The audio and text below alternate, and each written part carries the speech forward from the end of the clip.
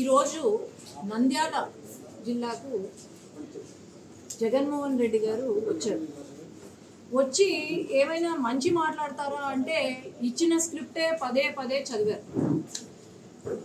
అసలు 5 సంవత్సరాలుగా ముఖ్యమంత్రిగా ఉన్నప్పుడు ఎప్పుడూ కనపడలేదు మా నంద్యాలలో. ఎమ్మెల్యే ఎంపీలకు మినిస్టర్లకు కూడా ఎప్పుడూ కూడా అపాయింట్మెంట్లు కూడా ఇవ్వలేని జగన్మోహన్ రెడ్డి గారు ఈరోజు వచ్చి మాట్లాడుతుంటే ఏమనుకోవాలో అర్థం కావట్లేదు. ఇప్పుడు ఫ్యాక్ట్స్ ఏంటి అంటే, అవును ఖచ్చితంగా తెలుగుదేశం పార్టీ ఇలాంటి సంఘటనలు ఏవైతే ఉన్నాయో ఖచ్చితంగా బాధాకరమైన సంఘటనలు మా ముఖ్యమంత్రి గారు చంద్రబాబు నాయుడు గారు ముఖ్యమంత్రి గారు కూడా కరెక్ట్గా చెప్పారు. ఏమంటే ఎక్కడైనా ఇటువంటి సంఘటనలు జరిగితే మాత్రం ఊరుకునేది లేదు అని చెప్పారు. కానీ ఈ సంఘటనకు కారణం ఎవరు?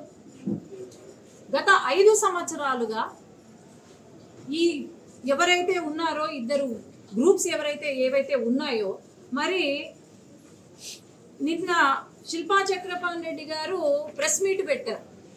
మరి ఇక్కడ ఈయనే కదా, ఎవరున్నారో ఆయన పక్కన? ఎప్పుడో నుండి అతను వైసీపీ పార్టీకి సంబంధించిన వ్యక్తి. కేసులు పెట్టి హరాస్ చేసి రెండు వర్గాల మధ్యలో ఒక ఎనిమిటీని ఇంక్రీజ్ చేసి, మరి దీనికి కారణం ఎవరు?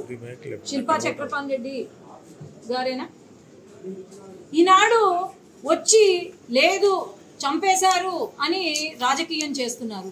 మరి ఆనాడు మన జిల్లాలో ఒక కానిస్టేబుల్ని ఎంటపడి చంపితే ఏం మాట్లాడలేదు.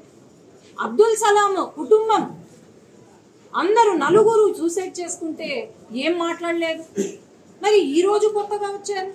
డ్యామ్ కూలిపోతే ఇప్పటికీ వాళ్లకు నష్టపరిహారం ఇవ్వలేదు.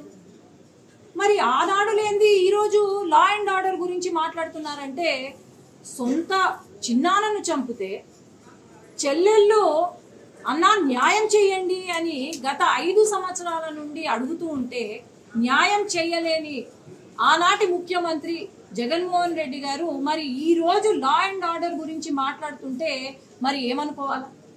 2 వర్గాలు, అది వైసీపీ పార్టీలో ఉన్న వాళ్ళు గొడవలు సృష్టించింది మీరే, అన్నీ చేసింది మీరే. మరి ఈ రోజు ఈ సంఘటన జరిగింది కాబట్టి, ఇది జరిగింది కాబట్టి ఆయన వచ్చి ఇక్కడ రాజకీయం చేస్తుంటే ఏమనుకోవాలా?